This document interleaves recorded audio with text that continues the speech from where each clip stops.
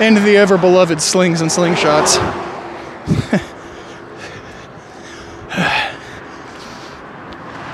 Yeah. Whew.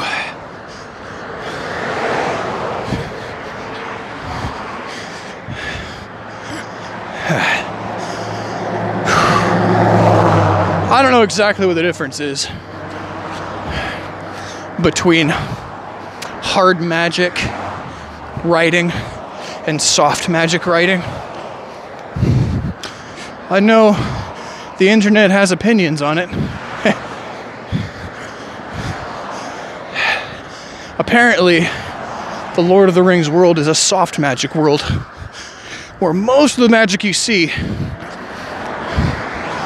you only see out of the corner of your eye. Not so much the movies, but in the books.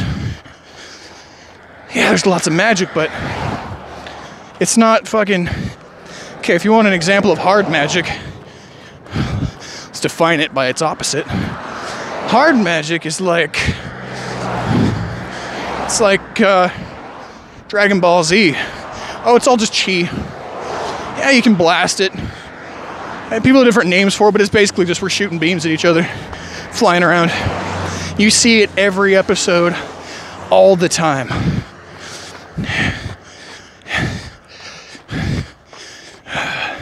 People even have things like technology that allows them to gauge each other's maximum ability to summon energy and shoot it and stuff. That's hard magic. We know enough about how it works and have enough exposure to it where you get a different feeling out of it. You get pumped for sure, but it's a different pump than soft magic. Soft magic is more like knowing things and naming things. It's more like being okay not to draw the distinction between ancient fables in the mythos of your world and actual legendary events. You don't often draw a hard line between a character's really good intuition and perhaps that character just has an edge of shining. I don't know, jury's out with The Shining movie itself. I like the dichotomy though. It used to bug the shit out of me that Gandalf didn't just throw fireballs all the time. It's like, this motherfucker, come on. He's a wizard. What does he do? He knows how to read all these different languages. Oh, cool. He knows about a story that says stand here and when the moon shines on this and you're ready,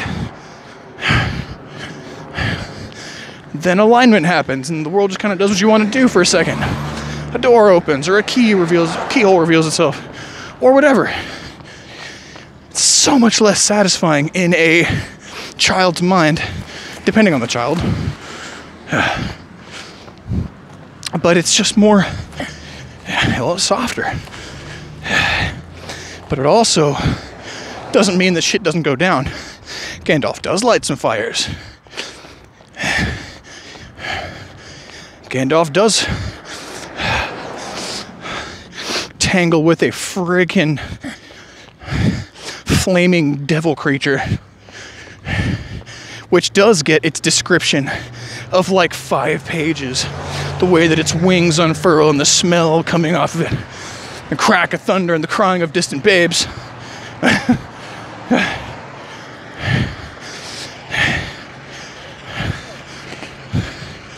So maybe it's, you know, you gotta ask yourself, what the point of texture is in all this. You can clearly see the point of the texture in soft magic. As soon as it goes hard, you're definitely paying attention. You're like, oh, damn. Okay. We're not singing in tongues and traveling along elven visions as we steal away in the night from an unseen foe. No, Gandalf is just straight up bolting this dude.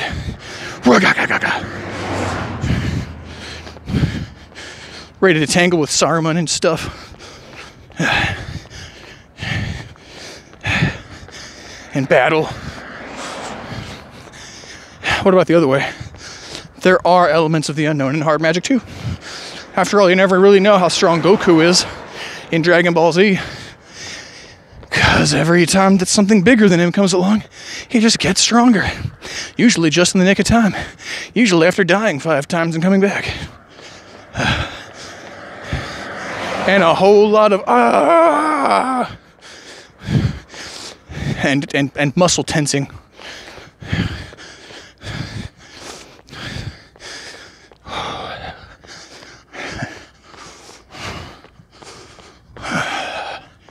Anyway, I'm tempted to cross here, but I'm not gonna.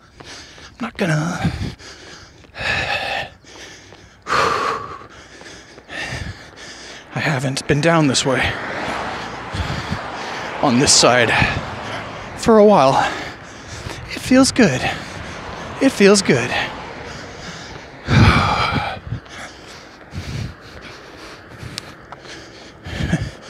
Gandalf definitely has some expertise in car mechanics.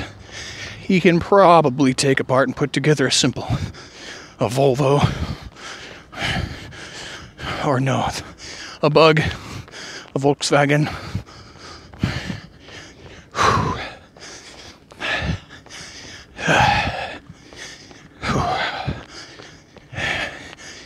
Definitely operates drones. Definitely been in a submarine.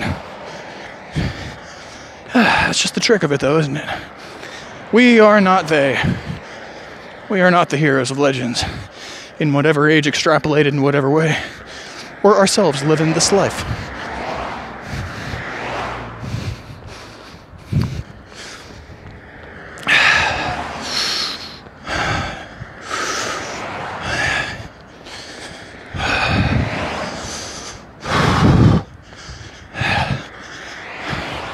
I have a fair knot in both shoulders, in roughly the same place. It's making running and breathing particularly difficult. You'll forgive my periodic easing of conversational flow to the natural ebb.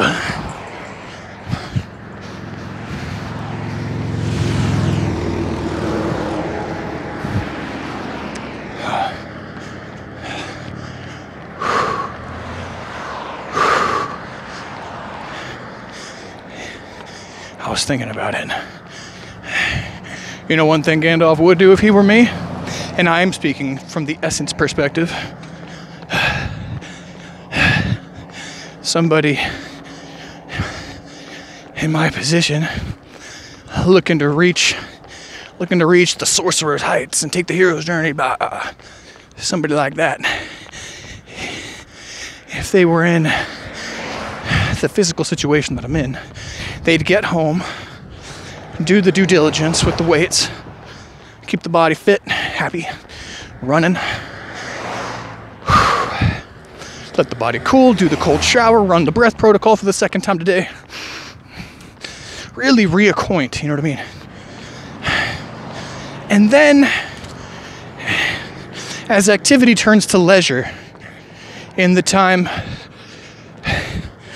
when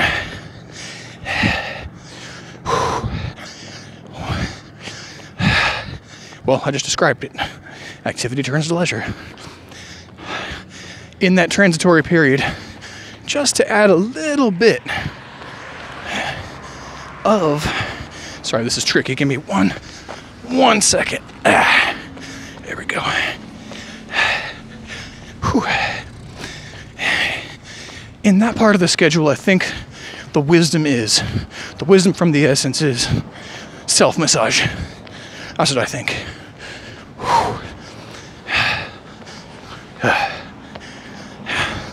If I were really, really smart, and if I were really, really listening, I'd probably do self-massage first. Just because I'm really sweaty right now. And before my body cools down, I've got all this extra body oil to work with that I could be massaging for free instead of buying some kind of oil from somewhere to do the exact same thing. That'd be the smart way. The fiscally responsible way. How's that for a book? Fiscally responsible sorcery. Oh. I don't know. What's that saying they have in Twin Peaks? I'd buy that for $1. I just might.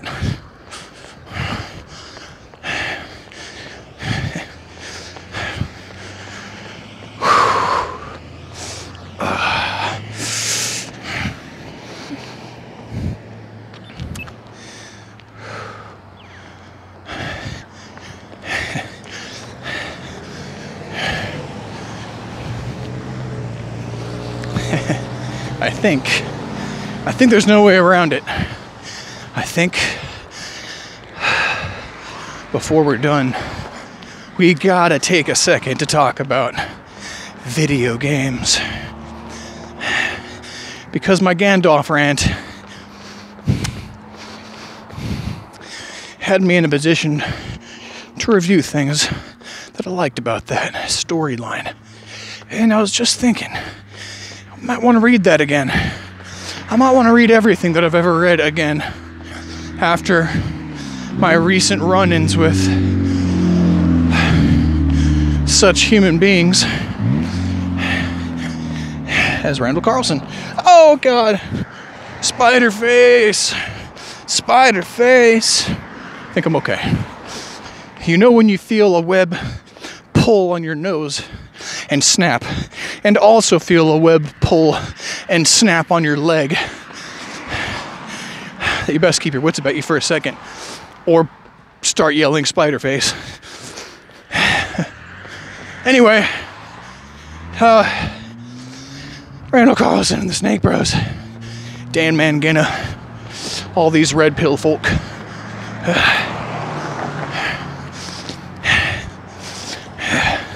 The world is a big place. Much bigger than it was last time that I read Lord of the Rings. I was doing a little bit of audio booking like 6 months ago for it, but stopped. I don't know, when it comes to these themes of, oh, the world is one way, and then shit really, really, really changes, then it's another way. And sometimes you get to see the levels of different ways. Sometimes. You get places like Göbekli Tepe. You get Machu Picchu. You get the Singing Stones. You get the pyramids. Change, great change. The world doesn't look a lot like that right now. We like concrete and steel frames.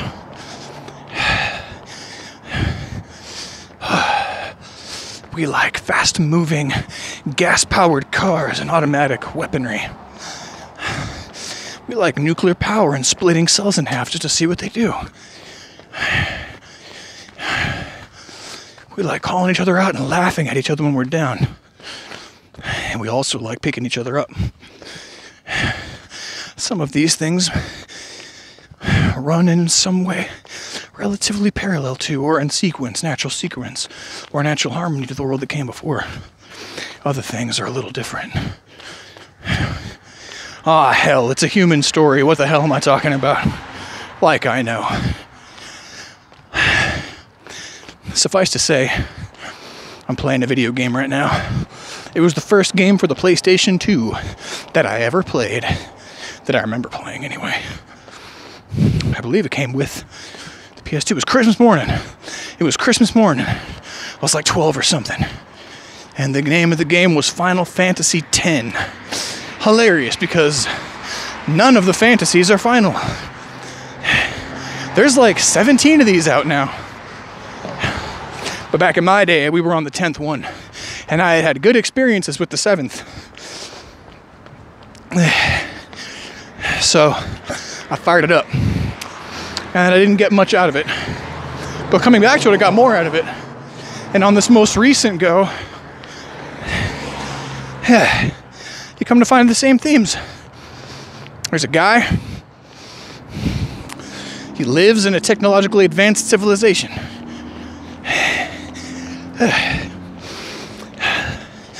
Bunch of stuff happens. Then, big calamity strikes, and everybody dies. Pretty much.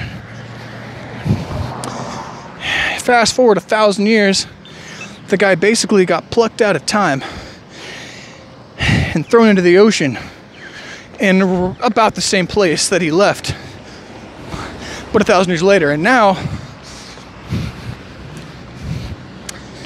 most of the world is depopulated and underwater. Especially his part of the world. His civilization is gone. There's hints of the old tech. Some people in this world, this recovering world 1,000 years later, some people are salvaging little bits of old tech and using them to run machines. So you'll see guns here and there. But no one's really sharing the information. In other places, they're learning how to move water through ducts and rebuild cities and that kind of thing. But nowhere near the 500-story buildings that the kids used to. He was a sports star. His sport still exists, but nobody knows the origin. And certainly his team doesn't exist anymore because its culture doesn't exist anymore. So basically, oh yeah, and by the way, every time that a civilization starts getting too big or reclaiming too much lost knowledge, the same calamity shows up. Sometimes they're able to stave it off a little bit.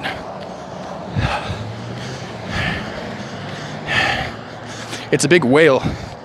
It's like a big whale that's always pouring out xenomorphs that are ready to bite your face off.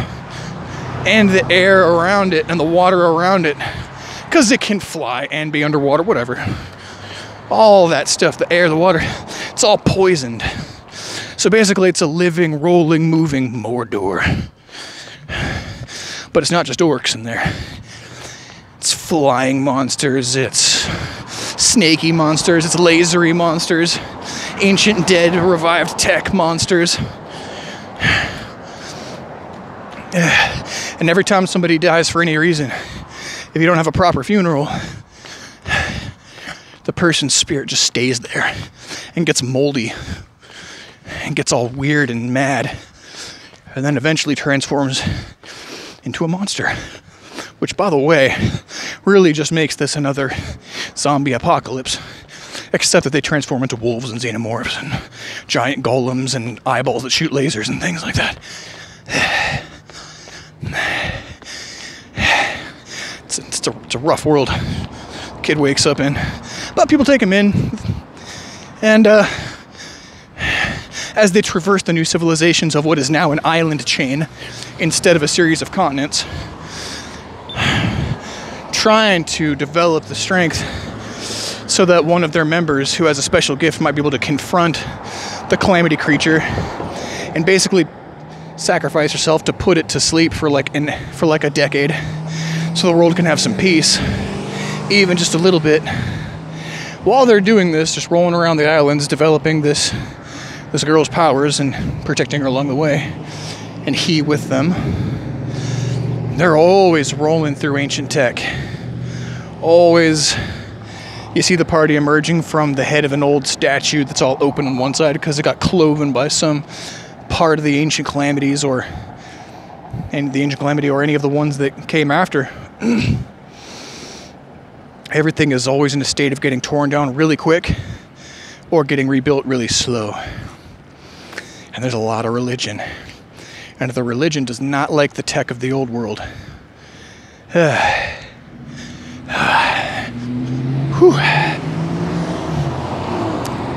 And of course, some of the people who died had such strong wills that they did not become monsters. They just became more of whatever they were. One guy's a good guy, and he's one of the time traveler dude's friends or mentors, let's say that. He's a grizzled old samurai dude. You learn way later in the game that he's basically an undead. He's got stuff left to do, and he's not leaving until he does it. His name is Oren. I like that guy. He too drinks from a clay jug. Or he too has his time for mirth. Not as often as Gandalf and those guys, but still respectable. And beyond that, in the recovering of these disparate civilizations across time, a couple of the people who died but didn't leave were already kind of bureaucratic and corrupt. So there's like essentially this undead cabal that you learn about like halfway through the game. Some good guys are in the cabal, turn out to be bad guys. Other bad guys are the little bad guys when you thought they were the big bad guys. Then there's some other big bad guys out of the whatever. And of course the whole thing is a love story. I'm just saying, that's powerful imagery. Calamity. Rebuilding.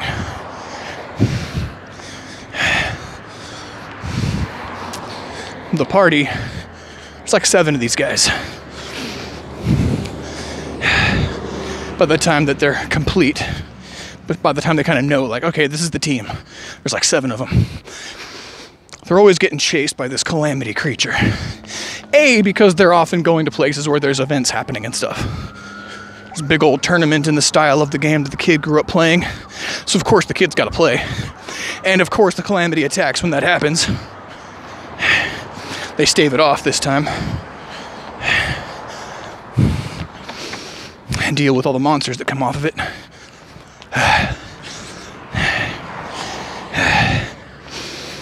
So they're always just kind of interacting with this calamity creature. And I like that. It's an unfolding echo of what we've been talking about. The world is one way, big change, and the world's a different way.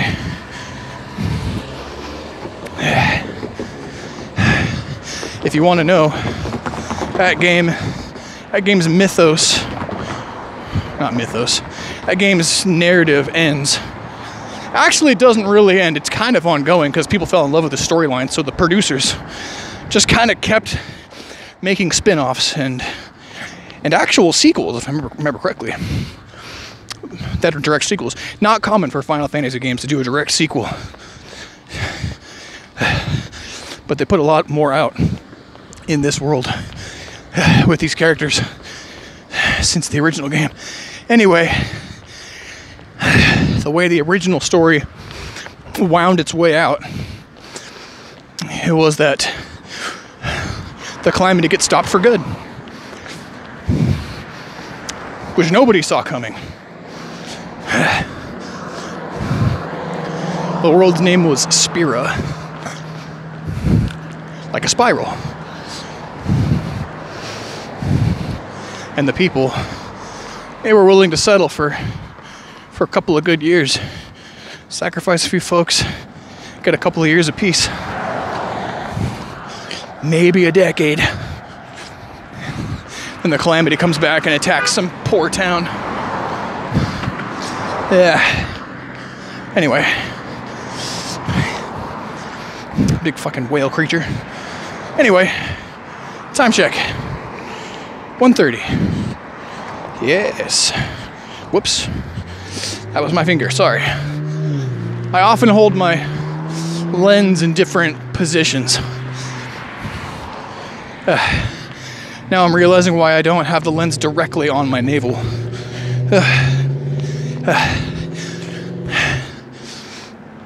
If the lens is facing the outside of my body or on the side of the phone that's on the outside of my body, it's a different experience.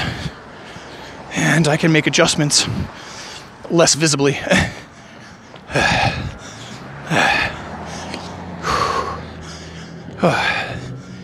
Anyway, it happened, so I can't tell. It doesn't look like it's too blurry of a screen. But we'll see. We always see. I think I've played back every episode at least once. Maybe not every chronicle of every episode,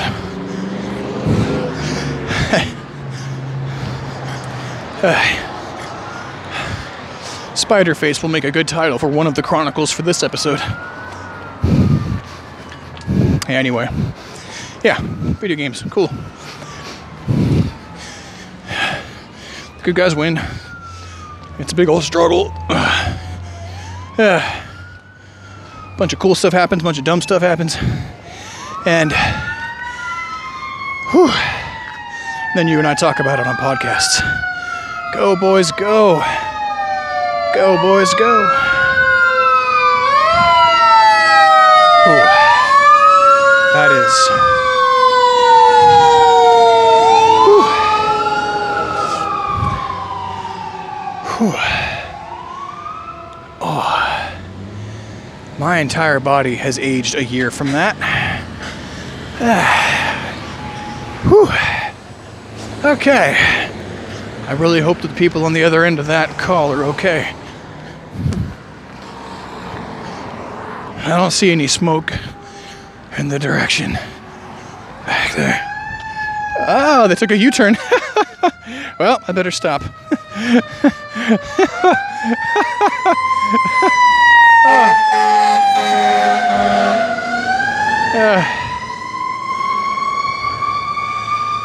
Whew. I wonder if they're going to circle back again. I wonder if they're just trying to train the population to get the fuck out of the way. People around here have a really hard time getting out of the way when the sirens are coming on. Yeah, I think I might have one on the left foot too now. I think I might have a couple of blisters, boys. Blister boys. Blister boys.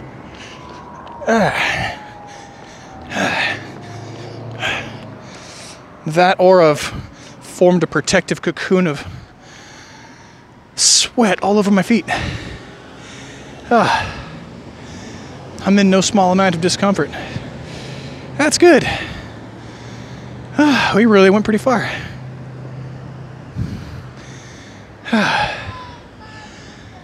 Oy vey.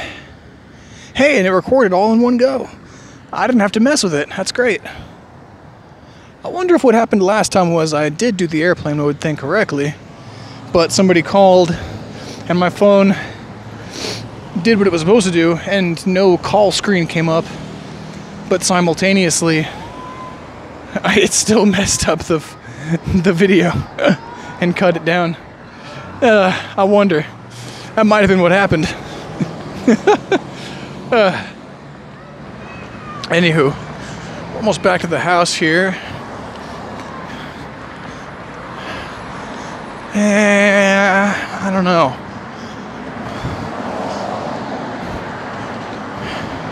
I don't know.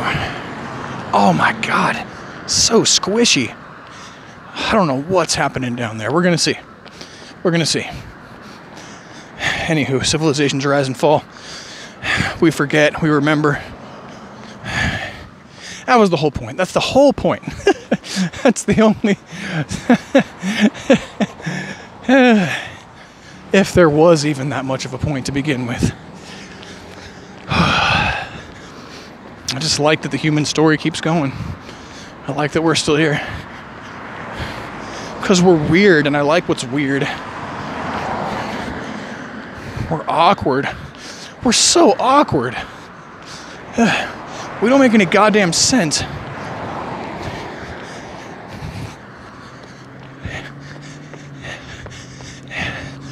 Sometimes it's really hard to tell if people are parked or what else is going on. Ugh. That was fine though.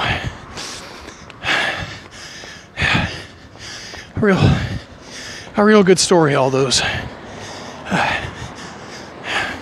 Happy to have had these experiences. Oh, okay, we're back. Oh. Ooh.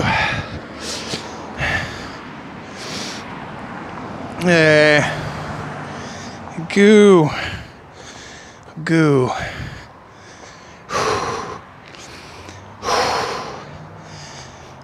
Yeah, I just don't have a whole... I don't have a whole thing to end on here. It's just been a good day. Ay, caramba.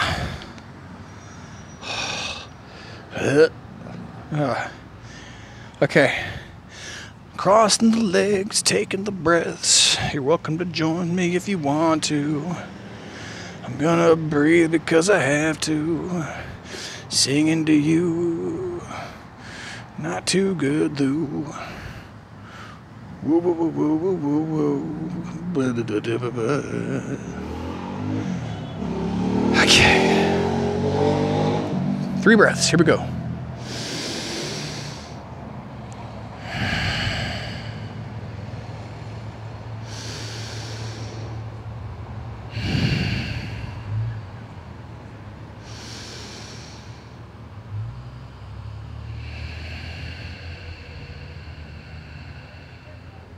Cool.